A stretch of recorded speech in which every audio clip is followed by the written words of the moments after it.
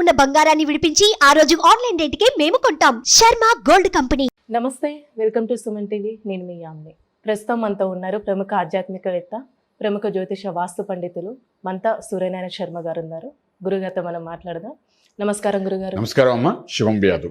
గురుగారు, ఈ నెల మనకి శని త్రయోదశి వస్తుంది కాబట్టి, అలానే కొన్ని రాశుల వారికి ఏలినాటి శని నడుస్తుంది, కొంతమందికి అర్ధాష్టమ శని నడుస్తుంది కాబట్టి వాళ్ళకి ప్రత్యేకించి ఏమైనా పరిహారం లాంటిది కానీ ఆ రోజు ఏ విధంగా చేసుకుంటే మంచిదండి?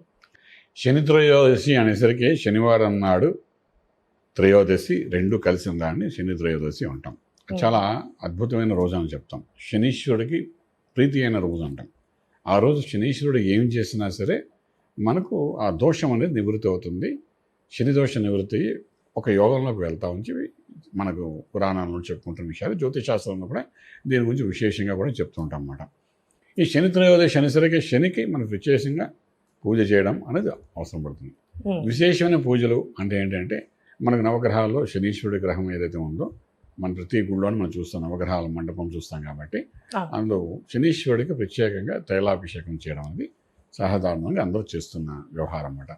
సాధారణంగా ఏం చేస్తారంటే, ఈ నువ్వుల నూనె తీసుకుని వచ్చి ఆ రోజు స్వామివారికి అభిషేకం చేస్తూ శని స్తోత్రాన్ని చెప్పుకుంటూ ఈ నవగ్రహాల చుట్టూ ప్రదక్షిణ చేస్తూ ఈ రకంగా అభిషేకం చేసే ఒక విధానం అనేది లఘు విధానం. అంటే ఏంటంటే, ప్రతి ఒక్కరూ చేసుకోవాల్సిన విషయం చేసుకుంటారు అన్నమాట. దానికి కారణం ఏంటంటే, ఏ గుళ్ళో వెళ్ళినా మీకు ఈ నవగ్రహాలది మనకు మండపం దొరుకుతుంది కాబట్టి ఒక చిన్న 100 ml కానీ 200, 300 ఈ యొక్క ఆయిల్ తీసుకుంటారు. తీసుకుని చక్కగా స్వామివారికి నవగ్రహాల స్తోత్రంలో శనీశ్వర స్తోత్రం అని చెప్పుకుంటూ చక్కగా వేసేస్తారు అన్నమాట. వేసి నమస్కారం చేసుకుని ప్రదక్షిణ చేస్తారు. ఒక 7 సార్లు ప్రదక్షిణ చేస్తే అదొక రకంగా మంచిదని చెప్తాం. అలాగే శని నక్షత్రంలో ఉన్నవారు ఉన్నారు. ప్రత్యేకించి శని నక్షత్రంలో పుట్టి మనకున్న 27 నక్షత్రాలు కొన్ని శనికి సంబంధించిన నక్షత్రాలు ఉన్నాయి. ఆ నక్షత్రంలో పుష్యమి నక్షత్రం శని యొక్క నక్షత్రం అంటాం. అలాగా శని నక్షత్రంలో పుట్టిన వాళ్ళు ఎవరైతే ఉంటారో వాళ్ళు కూడా ఏంటంటే ఈ యొక్క శని త్రయోదశి నాడు ఒక విశేషంగా పూజ చేసుకోవడానికి చాలా అవసరం పడుతుంది. నక్షత్ర వాళ్ళు ముందు నక్షత్ర వాళ్ళకి వెళ్దాం. నక్షత్ర వాళ్ళు చేసుకోవాల్సి వస్తుంది. మన నక్షత్రాధిపతి ఎవరు? ఇప్పుడు నాది ఫర్ ఎగ్జాంపుల్ మీరు జ్యేష్ఠ నక్షత్రం ఉంది, దానికి అధిపతి బుధుడు. మీరు పుష్యమి నక్షత్రం అనుకోండి, దానికి అధిపతి శనీశ్వరుడు. సో అలాగే పుష్యమి నక్షత్రం వాళ్ళు, అలా శని నక్షత్రం మీద ఎవరైతే పుట్టి ఉన్నారో వాళ్ళందరూ కూడా చక్కగా అభిషేకం చేసుకుంటే చాలా మంచిది. అభిషేకం అనేసరికి ఇక్కడ తైలాభిషేకమే. నల్ల నువ్వులతో అభిషేకం చేయడం, నల్ల నువ్వులు దానం చేయడం త్రయోదశి నాడు. ఇంకా దానంతో పాటు ఏంటంటే మనకేంటవుతుందంటే, ఆ దానం తీసుకునేటప్పుడు సద్బ్రాహ్మణుని పిలిపించి సంకల్పం చెప్పి ఆ సంకల్పంలోని నువ్వుల దానం ఇవ్వడం అని జరుగుతుందన్నమాట. అలా చేయడం వల్ల శని యొక్క దోషం కొంత నివృత్తి అవుతుందన్నమాట. అలాగేంటంటే ఒక్కొక్కసారి దానంతో పాటు రకరకాల దానాలు కూడా చేస్తారు. కానీ ఈ శని త్రయోదశి నాడు మాత్రం ఓన్లీ ఈ నువ్వులతో కూడిన నల్ల నువ్వులు, అలాగే మూకుడు ఒకటి అంటారు, నల్ల మూకుడు ఒకటి, అలాగే నలుపు అంటే ఒక చెప్పులు ఒకటి, నల్ల గొడుగు ఒకటి, ఇటువంటివన్నీ ఆ సమయంలో దానాలు చేస్తే మంచిది. అసలు ఇప్పుడు ఎండాకాలం కూడా కాబట్టి చెప్పులు ప్లస్ గొడుగు దానంగా ఇవ్వగలిగితే ఆ రోజు ఆ త్రయోదశి నాడు కానీ ఎవరైనా ఇవ్వగలిగితే అంతకంటే అద్భుతమైన ఫలితం ఇంకోటి లేదు త్రయోదశి నాడు ఇస్తే. సో ఇది రకరకాలుగా మన శాస్త్రంలో చెప్పి ఉన్నారు. శని త్రయోదశి నాడు దానాలు ఇవ్వాలి, సంకల్పం చేసి అలాగే అభిషేకం చేయాలి, తైలాభిషేకం చేయించాలి, ఇవన్నీ చెప్తుంటాం. ఇలా ఉన్నప్పుడు మనకేంటంటే ఈ శని త్రయోదశి వచ్చింది అంటే, ఇప్పుడు ఏళ్ళనాడు శని, అర్ధాష్టమి శని, అష్టమి శని ఇలాగ ఉన్నవాళ్ళు ఏంటంటే ఇటువంటిప్పుడు విశేషంగా ఒకవేళ కానీ దాన ధర్మాలు దానికి సంబంధించి చేయడం కానీ అభిషేకాలు చేయడం కానీ చేసినప్పుడు ఏంటంటే, ఈ యొక్క అర్ధాష్టమి శని ఉన్న వాళ్ళకి అర్ధాష్టమి శని యొక్క ప్రభావం ఏదైతే ఉందో అది కొంతవరకు బలహీనపడడానికి అవకాశం ఉంది, నెగిటివ్ ఎనర్జీ. ఫర్ ఎగ్జాంపుల్ అర్ధాష్టమి శని మీద ఉన్న వాళ్ళకి ఏంటంటే, అంటే మనకు వృశ్చిక రాశి వారు ఎవరైతే ఉన్నారో వాళ్ళకి ఏంటంటే జ్యేష్ఠ నక్షత్రం, విశాఖ 4వ పాదం, అలాగే అనురాధ నక్షత్రం, వీళ్ళకి ఏంటంటే ఎప్పుడైతే శనికి సంబంధించిన ఈ దానాలు అభిషేకాలు చేసుకుంటే డెఫినెట్గా తల్లి యొక్క ఆరోగ్యం బాగుంటుంది. వాళ్ళ తల్లిగారిది ఇల్లు వాకిలి వాహనం మీద నడిపేటప్పుడు ఎటువంటి ఇబ్బంది లేకుండా ఉంటాయి. అలాగే కోర్టు వ్యవహారాల నుండి బయటపడడానికి అవకాశం ఉంటుంది. అవుట్ ఆఫ్ కోర్ట్ సెటిల్మెంట్ అవ్వడానికి అవకాశం ఉంటుంది. వీలైనంత వరకు ఈ అర్ధాష్టమి శని ప్రభావం అనేది పూర్తిగా బలహీనపడడానికి అవకాశం ఉంటుందన్నమాట. ఇది మధ్య మధ్యలో అంటే ఇన్ టర్మ్లో వచ్చిన రెమెడీస్ అని చెప్పచ్చు అన్నమాట. ఇప్పుడు అర్ధాష్టమి శని 2.5 సంవత్సరాలు ఉంటుంది. ఈ 2.5 సంవత్సరాల్లో కూడా ఎన్నిసార్లు శని త్రయోదశి వస్తుందో అన్ని విషయాలు మనం చేసుకుంటే ఇది డైరెక్ట్ రిలీఫ్ అన్నమాట మిగిలిన అన్నిటికంటే. ఇదే టైంలో అప్పుడు దానాలు కూడా చేసుకోవడం చాలా బాగుంటుంది. అలాగే ఇప్పుడు ఏలినాటి శని గురించి మాట్లాడుకుందాం. ఏలినాటి శని ఎవరికి ఉంది అంటే మకర రాశి వారికి, కుంభరాశి వారికి, మీన రాశి వారికి ఉంది. ఈ 3 రాశి వాళ్ళకి ఏలినాటి శని ప్రభావం ఉంది. ఉన్నప్పుడు ఏంటంటే ఇలాంటి వాళ్ళు ప్రత్యేకించి త్రయోదశి నాడు విశేషంగా పూజ కానీ చేసుకోవడానికి ప్రయత్నం చేస్తే డెఫినెట్గా ఏంటంటే దీని యొక్క ఇంపాక్ట్ అనేది చాలా తొందరగా రిలీఫ్ అయిపోతుంది అన్నమాట. అంటే ఈ దానము ఇలా చెప్పారు కదండి, శని త్రయోదశి రోజే కాకుండా శనివారాలు కూడా చేసుకోవచ్చు అండి ఇట్లా? శనివారం చేసుకోవచ్చు. ఒకటి శనివారం ఉంది, త్రయోదశి ఉంది, అంటే దాని శని త్రయోదశి కూడా అంటాం మనం. సో శనివారం నాడు మామూలుగా నిత్యము శనివారం నాడు చేసుకున్న దానాలు వేరు, శనీశ్వరుడు చేసేది. అది ఏలినాటి శని ఉన్నప్పుడు దానాలు ఇచ్చుకుంటే మంచిది అంటాను, స్వయం పాకం ఇచ్చుకుంటే మంచిది అంటాం. ఇవన్నీ మనం చెప్పుకుంటూ వెళ్తాం. బట్ ఇక్కడ ఏంటంటే శని త్రయోదశి రెండూ కలిసి ఉన్న విశేషం రోజు కాబట్టి ఈ రోజు దానాలు ఇస్తే ఎవరైతే ఏడునాటి శని కానీ, అష్టమ శని కానీ, అర్ధాష్టమ శని కానీ ఇలా ఉన్నవాడు అనమాట. ఈ అష్టమ శని ఉన్న వాళ్ళకి కూడా ఏంటంటే ఒక్కొక్కసారి అష్టమ శని అంటే కర్కాటక రాశి వారికి. ఇందాక మనం మాట్లాడడం మకరం, కుంభం, మీనం ఏలినాటి శని అని. ఈ అష్టమ శని కర్కాటక రాశి వారికి ఉంది ఈ సంవత్సరం ఇప్పుడు చూసుకుంటే. సో ఈ సంవత్సరం అంతా అష్టమ శని ఉంటుంది అన్నమాట వాళ్ళకి. సో ఈ అష్టమ శని ఉందంటే శని అక్కడే ఉంటాడు, అక్కడ కదలడు, కుంభం నుండి అసలు కదలడు. 2024 మొత్తం అంతా అక్కడే ఉంటాడు. ఉన్నప్పుడు ఏంటంటే ఈ అష్టమ శని ఏంటంటే ఆరోగ్యం కాదు, ఆయుష్ సంబంధించిన స్థలం. అంటే ఎప్పుడు ఆయుష్ని మీద అటాక్ చేస్తారో మనకు తెలియదు. అంటే ఆయుష్ అంటే ఆయుపీడనం, అంటే మనం దీన్ని ఎక్కువగా ప్రీతిగా చూస్తామో ఆ ప్రీతిగాను వస్తువుని ఎప్పుడైతే మనం బలహీనం చేస్తామో, బలహీనం చేస్తే మనకున్న ప్రాణాలు పోయినంత ఫీలింగ్ వస్తుంది. మీకు చాలా ఇష్టమైన ఒక వస్తువు పోయిందనుకోండి, మీరు మానసికంగా చాలా ఒత్తిడి అవుతారు. ఆ ఇష్టమైన వస్తువు మనకు దక్కకుండా చేయడమే ఆ అష్టమశనిలో వాడు చేసే విశేషమైన పని అన్నమాట.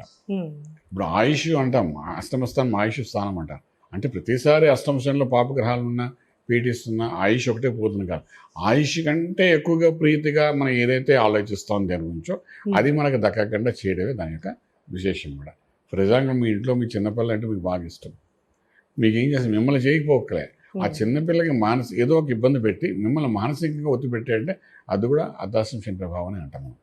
సో అలాగేంటంటే అర్ధాష్టమ శని ఉన్నవాళ్ళు ఎవరైనా కూడా, అంటే ఇప్పుడు కర్కాటకంలో ఉన్న ఆశ్లేష నక్షత్రం తీసుకోండి, పుష్యమి నక్షత్రం తీసుకోండి, పునర్వస నక్షత్రం 1వ పాదం 4వ పాదం, వీళ్ళందరికీ కూడా ఈ శని త్రయోదశి వచ్చినప్పుడు విశేషంగా మామూలుగా శనీశ్వరుడికి తైలాభిషేకం చేయడం వేరు, మహన్యాసపూర్వకంగా తైలాభిషేకం చేసేవి కూడా మనకు కనబడతాయి.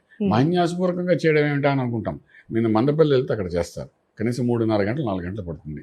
అలాగే శని సింగనాపురం వెళ్తే అక్కడ చేస్తారు. అలాగే రకరకాల కొన్ని ప్లేసెస్ ఉన్నాయి. మన హైదరాబాద్లో కూడాను మనం వనకాతలకు పోతే కొన్ని ప్రదేశాలు ఉన్నాయి. ఇప్పుడు వెంటనే నాకు గుర్తు రావట్లే కానీ మనకు లింగంపల్లి కాదు, ఇటు పక్క వేరే ఇంకో విలేజ్ ఉంది హైదరాబాద్ చుట్టూ, అది మళ్ళీ చెప్తాం మీ తర్వాత గుర్తొచ్చినప్పుడు.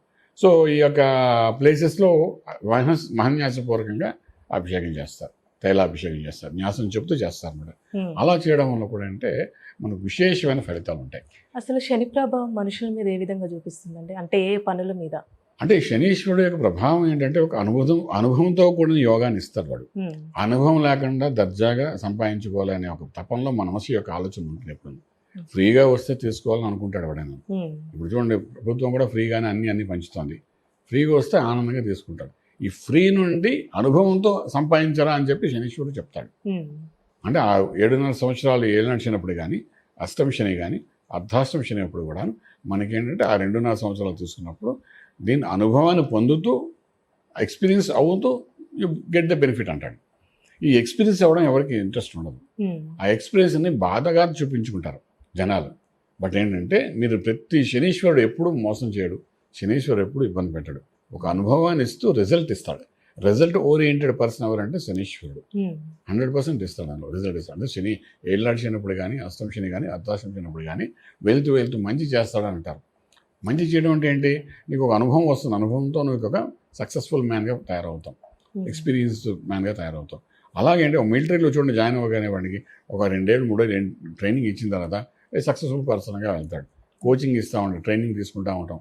అట్లాగే మనం ఒక ఎగ్జామ్ రాస్తుంటే ఒక 3 months కోచింగ్ తీసుకున్నా ఉంటాం, ఎగ్జామ్ ప్రిపేర్ అవుతూ ఉంటాం. ఇవన్నీ ఏంటి, ఒక ట్రైనింగ్ తీసుకుంటున్నాం కదా.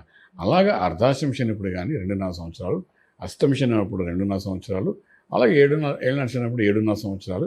ఆ పీరియడ్ ఆ వయసును బట్టి, ఆ యుక్తి వయసులో ఉన్నాడంటే వాడికి ఎటువంటి అనుభవం ఇవ్వాలి, మధ్య వయసులో వాడికి ఎటువంటి అనుభవం ఇవ్వాలి, అలాగే వృద్ధాప్యంలో ఉన్నవాడు ఏ అనుభవం పొందాలి వాడు అన్నదాన్ని ఒక ఎక్స్పీరియన్స్తో వాడికి ఇప్పించి యోగంలో కూర్చోబెడతామన్నమాట. అంటే శనీశ్వరుడు ఎప్పుడు మంచి చేస్తాడు తప్ప చెడుగా అనుకోవడానికి లేదు. ఉమ్, పీడనాన్ని మనం చెడుగా తీసుకుంటాం. ఈ పీడిస్తున్నాడు అనుకుంటాం, మనకు అనుభవం లేదు కాబట్టి. మన తెలియని ఏ వస్తువునైనా మనం పీడనంగానే భావిస్తాం. మనకు తెలియని పని ఏదైనా మన పీడనంగానే ఉంటుంది చేస్తుంటే.